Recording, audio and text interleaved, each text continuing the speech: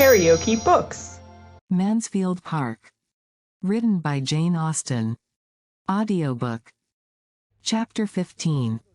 Miss Crawford accepted the part very readily, and soon after Miss Bertram's return from the parsonage, Mr. Rushworth arrived, and another character was consequently cast.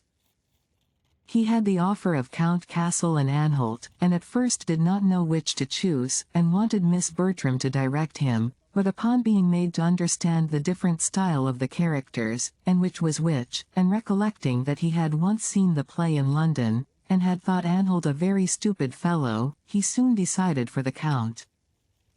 Miss Bertram approved the decision, for the less he had to learn the better, and though she could not sympathize in his wish that the Count and Agatha might be to act together, nor wait very patiently while he was slowly turning over the leaves with the hope of still discovering such a scene, she very kindly took his part in hand, and curtailed every speech that admitted being shortened, besides pointing out the necessity of his being very much dressed, and choosing his colors.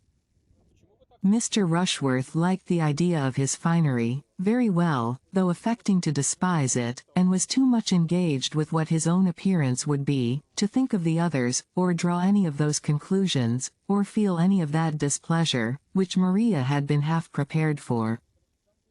Thus much was settled before Edmund, who had been out all the morning, knew anything of the matter, but when he entered the drawing-room before dinner, the buzz of discussion was high between Tom, Maria, and Mr. Yates, and Mr. Rushworth stepped forward with great alacrity to tell him the agreeable news. "We have got a play," said he. "It is to be called Lovers' Vows, and I am to be Count Castle, and am to come in first with a blue dress, and a pink satin cloak, and afterwards am to have another fine fancy suit by way of a shooting dress. I do not know how I shall like it." Fanny's eyes followed Edmund, and her heart beat for him as she heard this speech, and saw his look, and felt what his sensations must be. "Lovers' vows," in a tone of the greatest amazement, was his only reply to Mr. Rushworth, and he turned towards his brother and sisters as if hardly doubting a contradiction. "Yes," cried Mr. Yates. "After all our debatings and difficulties, we find there is nothing that will suit us altogether so well, nothing so unexceptionable as lovers' vows. The wonder is that it should not have been thought of before. My stupidity was abominable, for here we have all the advantage of what I saw at Ecclesford, and it is so useful to have anything of a model. We have cast almost every part." "But what do you do for women?" said Edmund gravely, and looking at Maria. Maria blushed in spite of herself as she answered, "I take the part which Lady Ravenshaw was to have done, and, with a bolder eye, Miss Crawford is to be Amelia." "I should not have thought it the sort of play to be so easily filled up with us," replied Edmund, turning away to the fire where sat his mother, aunt, and Fanny, and seating himself with a look of great vexation. Mr. Rushworth followed him to say, "I come in 3 times, and have 42 speeches.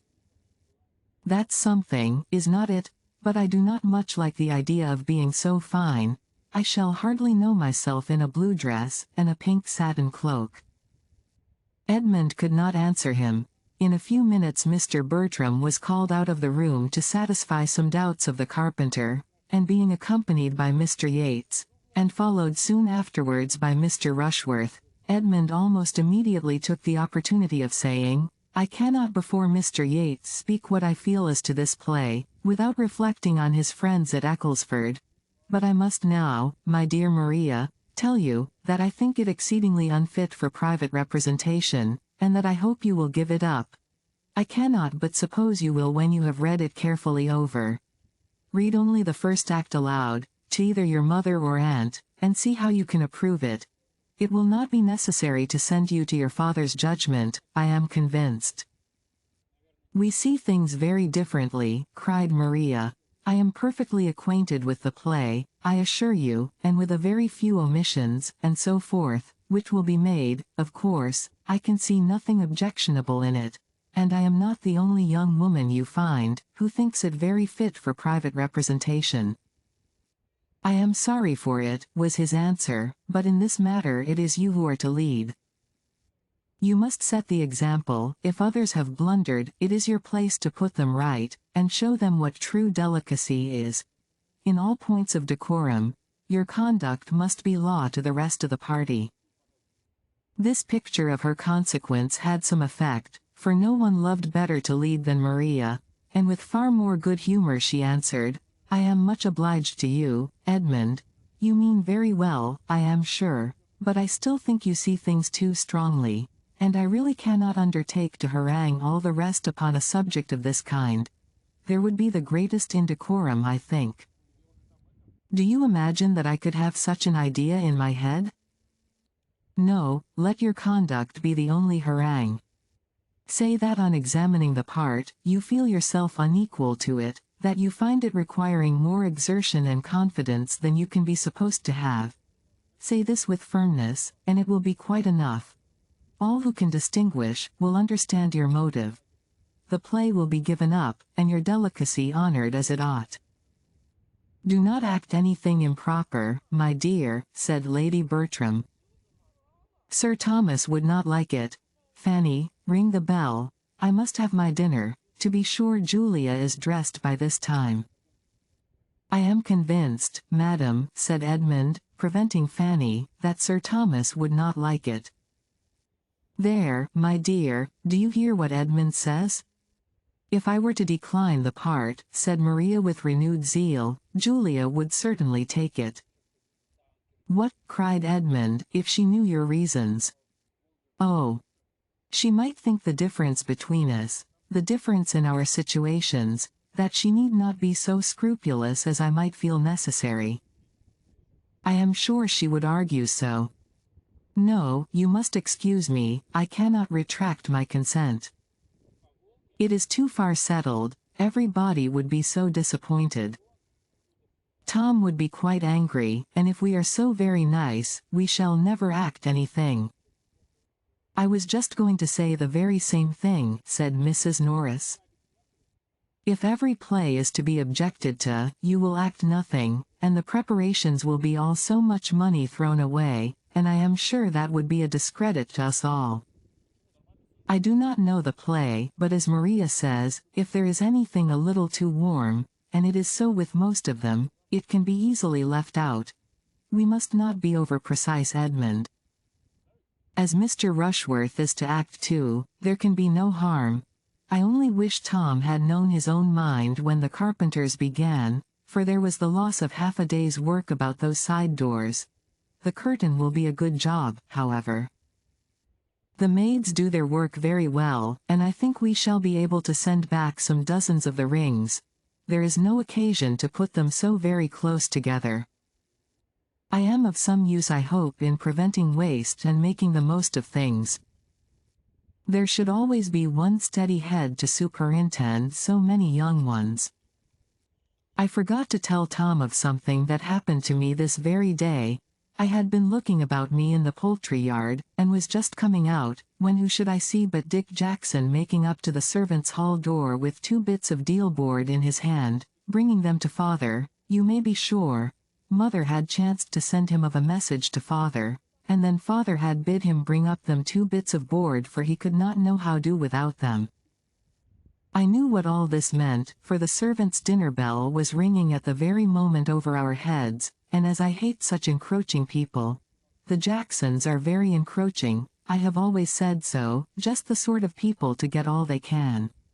I said to the boy directly, a great lubberly fellow of 10 years old, you know, who ought to be ashamed of himself, I'll take the boards to your father, Dick.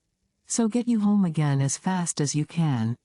The boy looked very silly and turned away without offering a word, for I believe I might speak pretty sharp, and I dare say it will cure him of coming marauding about the house for an while. I hate such greediness.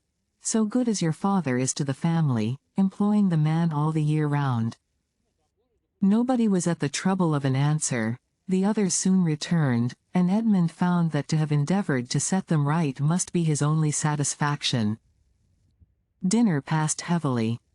Mrs. Norris related again her triumph over Dick Jackson, but neither play nor preparation were otherwise much talked of, for Edmund's disapprobation was felt even by his brother, though he would not have owned it.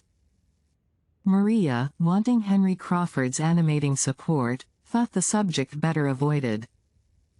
Mr. Yates, who was trying to make himself agreeable to Julia, found her gloom less impenetrable on any topic than that of his regret at her secession from their company, and Mr. Rushworth, having only his own part, and his own dress in his head, had soon talked away all that could be said of either.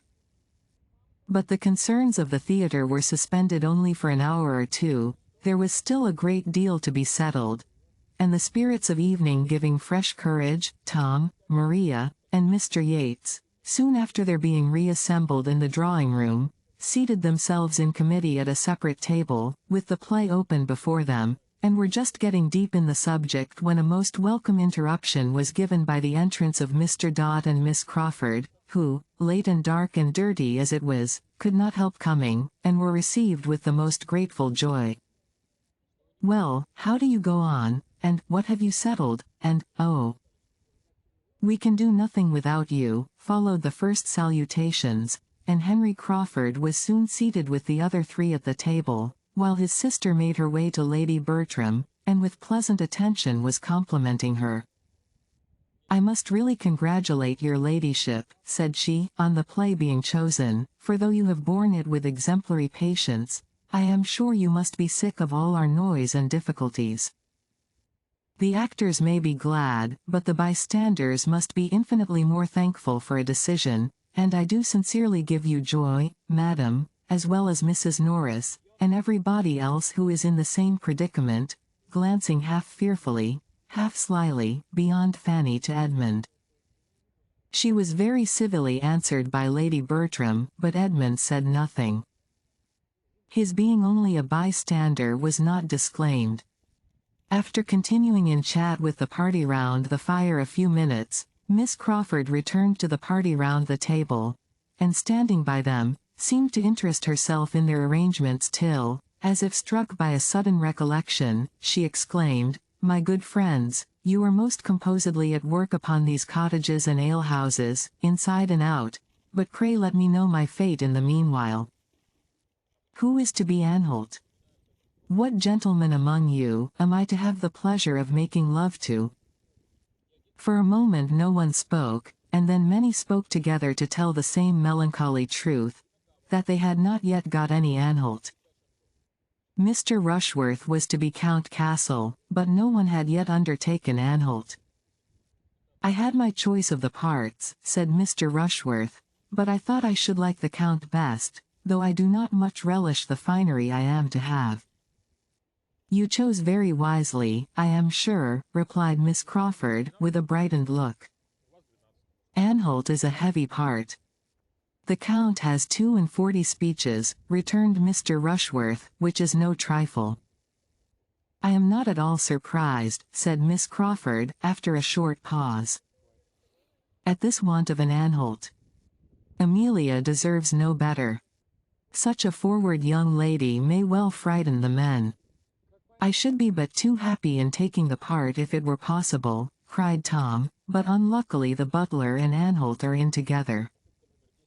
I will not entirely give it up, however. I will try what can be done. I will look it over again." "Your brother should take the part," said Mr. Yates, in a low voice. "Do not you think he would?" "I shall not ask him," replied Tom, in a cold, determined manner. Miss Crawford talked of something else, and soon afterwards rejoined the party at the fire. "They do not want me at all," said she, seating herself. "I only puzzle them, and oblige them to make civil speeches. Mr. Edmund Bertram, as you do not act yourself, you will be a disinterested adviser, and, therefore, I apply to you. What shall we do for an Anholt? Is it practicable for any of the others to double it? What is your advice?" "My advice," said he, calmly, "is that you change the play." "I should have no objection," she replied, "for though I should not particularly dislike the part of Amelia if well supported, that is, if everything went well, I shall be sorry to be an inconvenience, but as they do not choose to hear your advice at that table, looking round, it certainly will not be taken." Edmund said no more. "If any part could tempt you to act, I suppose it would be Anholt," observed the lady, archly, after a short pause. "For he is a clergyman, you know." "That circumstance would by no means tempt me," he replied, "for I should be sorry to make the character ridiculous by bad acting. It must be very difficult to keep Anholt from appearing a formal, solemn lecturer, and the man who chooses the profession itself, is, perhaps, one of the last who would wish to represent it on the stage." Miss Crawford was silenced, and with some feelings of resentment and mortification, moved her chair considerably nearer the tea-table, and gave all her attention to Mrs. Norris, who was presiding there. "Fanny," cried Tom Bertram, from the other table, where the conference was eagerly carrying on, and the conversation incessant, "we want your services." Fanny was up in a moment, expecting some errand, for the habit of employing her in that way was not yet overcome, in spite of all that Edmund could do. "Oh! We do not want to disturb you from your seat. We do not want your present services. We shall only want you in our play. You must be Cottager's wife." "Me," cried Fanny, sitting down again with a most frightened look. "Indeed you must excuse me. I could not act anything if you were to give me the world. No, indeed, I cannot act. Indeed, but you must, for we cannot excuse you. It need not frighten you, it is a nothing of a part, a mere nothing, not above half a dozen speeches altogether, and it will not much signify if nobody hears a word you say, so you may be as creep-mouse as you like, but we must have you to look at." "If you are afraid of half a dozen speeches," cried Mr. Rushworth, "what would you do with such a part as mine?" "I have 42 to learn." "It is not that I am afraid of learning by heart," said Fanny, shocked to find herself at that moment the only speaker in the room, and to feel that almost every eye was upon her, "but I really cannot act." "Yes, yes, you can act well enough for us. Learn your part, and we will teach you all the rest. You have only 2 scenes, and as I shall be Cottager, I'll put you in and push you about, and you will do it very well, I'll answer for it." "No, indeed, Mr. Bertram, you must excuse me. You cannot have an idea. It would be absolutely impossible for me. If I were to undertake it, I should only disappoint you." "Phoo! Phoo! Do not be so shamefaced. You'll do it very well. Every allowance will be made for you. We do not expect perfection. You must get a brown gown, and a white apron, and a mob cap, and we must make you a few wrinkles, and a little of the crow's foot at the corner of your eyes, and you will be a very proper, little old woman." "You must excuse me, indeed you must excuse me," cried Fanny, growing more and more red from excessive agitation, and looking distressfully at Edmund, who was kindly observing her, but unwilling to exasperate his brother by interference, gave her only an encouraging smile. Her entreaty had no effect on Tom. He only said again what he had said before, and it was not merely Tom, for the requisition was now backed by Maria and Mr. Crawford, and Mr. Yates, with an urgency which differed from his, but in being more gentle or more ceremonious, and which altogether was quite overpowering to Fanny, and before she could breathe after it, Mrs. Norris completed the whole, by thus addressing her in a whisper at once angry and audible: "What a piece of work here is about nothing. I am quite ashamed of you, Fanny, to make such a difficulty of obliging your cousins in a trifle of this sort, so kind as they are to you. Take the part with a good grace, and let us hear no more of the matter, I entreat." "Do not urge her." "Madam," said Edmund, "it is not fair to urge her in this manner. You see she does not like to act. Let her choose for herself as well as the rest of us. Her judgment may be quite as safely trusted. Do not urge her any more." "I am not going to urge her," replied Mrs. Norris sharply, "but I shall think her a very obstinate, ungrateful girl, if she does not do what her aunt and cousins wish her, very ungrateful indeed, considering who and what she is." Edmund was too angry to speak, but Miss Crawford, looking for a moment with astonished eyes at Mrs. Norris, and then at Fanny, whose tears were beginning to show themselves, immediately said with some keenness, "I do not like my situation, this place is too hot for me," and moved away her chair to the opposite side of the table close to Fanny, saying to her in a kind low whisper as she placed herself, "Never mind, my dear Miss Price. This is a cross evening, everybody is cross and teasing, but do not let us mind them," and with pointed attention continued to talk to her and endeavor to raise her spirits, in spite of being out of spirits herself. By a look at her brother, she prevented any farther entreaty from the theatrical board, and the really good feelings by which she was almost purely governed, were rapidly restoring her to all the little she had lost in Edmund's favor. Fanny did not love Miss Crawford, but she felt very much obliged to her for her present kindness, and when from taking notice of her work and wishing she could work as well, and begging for the pattern, and supposing Fanny was now preparing for her appearance as of course she would come out when her cousin was married, Miss Crawford proceeded to inquire if she had heard lately from her brother at sea, and said that she had quite a curiosity to see him, and imagined him a very fine young man, and advised Fanny to get his picture drawn before he went to sea again. She could not help admitting it to be very agreeable flattery, or help listening, and answering with more animation than she had intended.